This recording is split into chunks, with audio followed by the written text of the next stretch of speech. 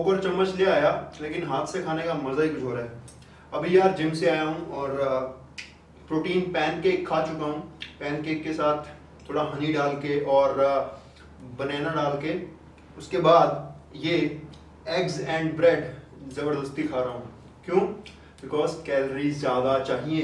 हालांकि मेरी भूख मिट चुकी है प्रोटीन पैनकेक खा के, उसमें 35 ग्राम प्रोटीन था, लेकिन फिर भी ये एग्स और ब्रेड ज़बरदस्ती खा रहा हूँ।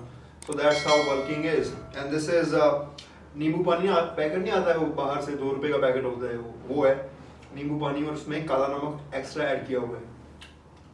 Nothing can stop me, I'm all the way up, all the way up, I'm all the way up, I'm all the way up, nothing can stop me, I'm all the way up, all the way up.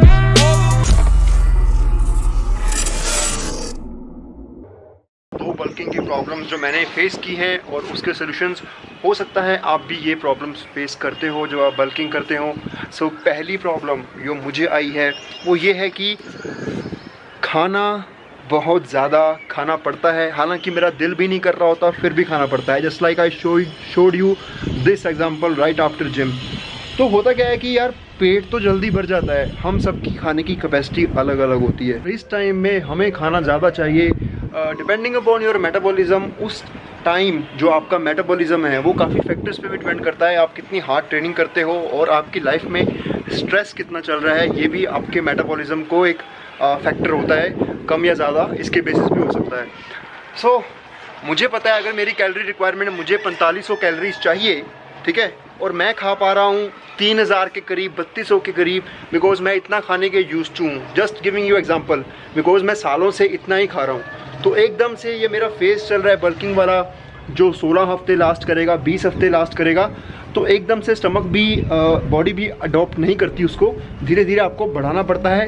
Initially uncomfortable लगता है, जैसे कि starting में पहला week मुझे बहुत difficult लगा था, सेकंड वीक भी डिफ़िकल्ट था, फिर तीसरे चौथे वीक में आते आते मैं थोड़ा सा कंफर्टेबल हो गया था, ठीक है, कि मुझे खाना ही है पता है। सो बहुत सारे लोग ऐसा करते हैं कि भूख मिट गई तो अब नहीं खाएंगे, लेकिन अगर आप कैलकुलेशन के बेसिस पे खा रहे हो कि मुझे इतनी कैलोरी चाहिए और इतना खाना ही खाना है, तो आपको भूख है या नहीं वो आपको खाना ही पड़ेगा उस टाइम में, otherwise results will be sub optimal, as simple as that.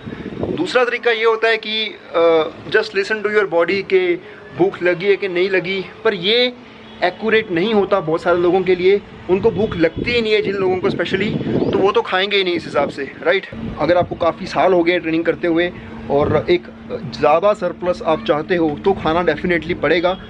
जिस इंसान को 2-3 साल हुए ट्रेनिंग में, उसको इतना बल्किंग में सरप्लस नहीं चाहिए होगा वर्सेस कोई जो बहुत ज़्यादा एक्सपीरियंस्ड है, ठीक है।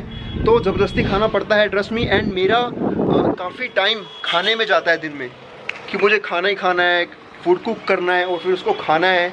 बल्किंग में ये बहुत बड़ा टास्क हो जाता है, मतलब यू कैन थिंक ऑफ कि मैं थक जाता हूँ खा के, ठीक है, ये हाल हो जाता है। सो ये वाली गलती कभी मत करना कि भूख नहीं है तो नहीं खाऊंगा, डिपेंडिंग अपॉन भूख लग रही है तो खाऊंगा, नहीं तो नहीं खाऊंगा, which is we called as intuitive eating, है ना। ये मैं करता आया हूँ, खुद करता आया हूँ इंट्यूटिव ईटिंग, लेकिन इस फेज़ पे अगर मैं वो करूँगा तो मैं जितने वेट पे हूँ उतने वेट पे ही रह जाऊँगा।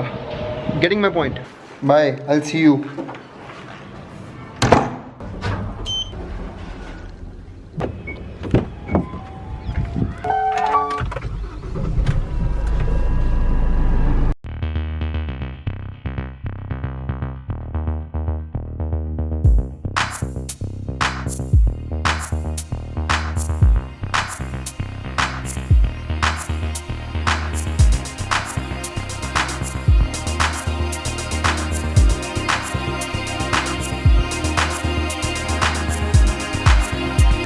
तो गमला लेना था मैंने यार, वो ले लिया है, अब इसको कमरे में रखूंगा, सोचा आप लोगों को भी शेयर करा दूं बाहर की।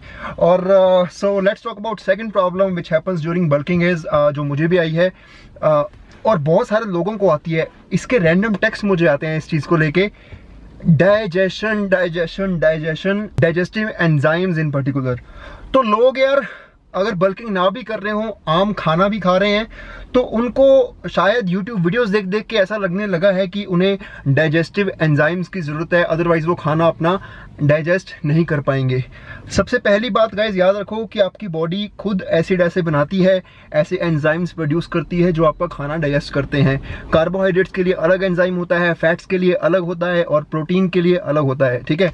अगर आप किताबें वगैरह पढ़ेंगे तो आपको पता लगेगा कि कार्बोहाइड्रेट्स के लिए एमाइलेज होता है और फैट्स को डाइजेस्ट करने के लिए लाइपेज होता है, प्रोटीन्स को करने के लिए पेप्सिन होता है, ठीक है। ऐसे एंजाइम्स होते हैं तो जो आपकी सलाइवा में ही होते हैं। तो ये आपकी जीभ के नीचे जो थूक आपकी बन रही होती है, रेगुलर बेसिस पे बनती है, डेली बनती है, उसी में लिपेज भी होता है, लाइपेज या एमाइलेज भी होता है जो कार्बोहाइड्रेट्स और फैट्स दोनों को डाइजेस्ट करता है, ठीक है। और प्रोटीन के रिगार्डिंग आपके स्टमक में HCl बनता है, वो भी प्रोटीन की डाइजेशन में हेल्प करता है, राइट। तो अगर आप बल्किंग कर रहे हो, ज़्यादा खाना खा रहे हो, पहली बात तो अगर आपको लग रहा है कि आपका खाना सही से रेस्ट हो रहा है, कोई गैस नहीं बन रही, कोई ऐसा आपको फार्ट्स नहीं आ रहे, तो डेफिनेटली इट्स गोइंग फाइन, ठीक है। Even some farts are also fine when you are consuming excess food, alright. तो अगर आपको लग रहा है कि डाइजेशन आपकी खराब जा रही है, तो definitely you can add some fruits in your diet which can help in digestion, जो ऐसे एंजाइम्स रिलीज करते हैं जो आपकी प्रोटीन के डाइजेशन को हेल्प कर सकते हैं। फॉर एग्जाम्पल पपाया में, पपीते में पेपेन नाम का एंजाइम होता है जो प्रोटीन को डाइजेस्ट करता है। वैसे ही पाइनएप्पल में ब्रोमेलेन नाम का होता है एंजाइम जो अगेन प्रोटीन की डाइजेशन में हेल्प करता है। सो ये 2 फ्रूट्स आप दिन भर की डाइट में अपने ऐड कर सकते हैं। लोग जनरली एप्पल खाते हैं, बनाना खाते हैं, तो मैं जनरली ये वाले फ्रूट्स सजेस्ट भी करता हूँ कि ये वाले खाओ आप, स्पेशली इस फेज़ में, ठीक है। इसके बाद भी अगर आप ऐसे एरिया में रहते हो कि आसपास शायद पाइनएप्पल नहीं मिलता, तो मार्केट में से कुछ सिरप आते हैं, अरिस्टोजाइम या ऐसे डाइजेस्टिव एंजाइम्स वाले सिरप आते हैं, तो आप इस्तेमाल कर सकते हो, ठीक है। अगर ऑलरेडी आपकी डाइजेशन बिल्कुल फाइन है तो आपको ज़रूरत नहीं है, राइट। एक सबसे बड़ा फैक्टर होता है स्ट्रेस का। अगर लाइफ में स्ट्रेस ज़्यादा है, आप स्ट्रेस ज़्यादा लेते हो, तो आपकी वो डाइजेशन पे भी इम्पैक्ट करता है, ठीक है। स्ट्रेस ज़्यादा होने से जो आपकी थूक है वो भी कम हो जाती है अंदर, तो माउथ ड्राई रहता है और एंजाइम्स की प्रोडक्शन कम होती है। सो इसकी थोड़ी टेंशन कम लिया करें। अब देखो मुझे स्ट्रेस बढ़ रहा है बिकॉज मैं गाड़ी बंद करके बैठा हूँ और पसीना आ रहा है, ठीक है। बट या अगर प्रॉब्लम है तो ही डाइजेस्टिव एंजाइम्स के बारे में सोचें। सबसे पहली प्रायोरिटी होनी चाहिए फ्रूट्स ऐड करने की। अगर नहीं हो पा रहा है तो आप उसको ऐड कर सकते हो, नो प्रॉब्लम इन दैट। ऐसे अपने मन में ही वहम मत पाल लो कि मुझे तो डाइजेस्टिव एंजाइम चाहिए, अगर मैं नहीं खा रहा डाइजेस्टिव एंजाइम्स तो शायद मेरा खाना लग ही नहीं रहा। ऐसी मिसलीडिंग वीडियोस बहुत हैं यूट्यूब पे जो आपको ऐसा बोलेंगी कि अगर आप खा तो रहे हो, प्रोटीन खा तो रहे हो, लेकिन अगर आप डाइजेस्टिव एंजाइम्स नहीं ले रहे तो वो डाइजेस्ट ही नहीं हो रहा। It doesn't happen that way. All right. So these were the 2 problems people tell me about bulking जो मैं भी अभी फेस कर रहा था। Hope you like the video. पसीना आ गया यार, चलो इसको घर जाके रखता हूँ। See you in another video. Another video में बताऊँगा अभी मेरा वेट कितना हो गया है बल्किंग करते time. So wait for the next video. Bye bye.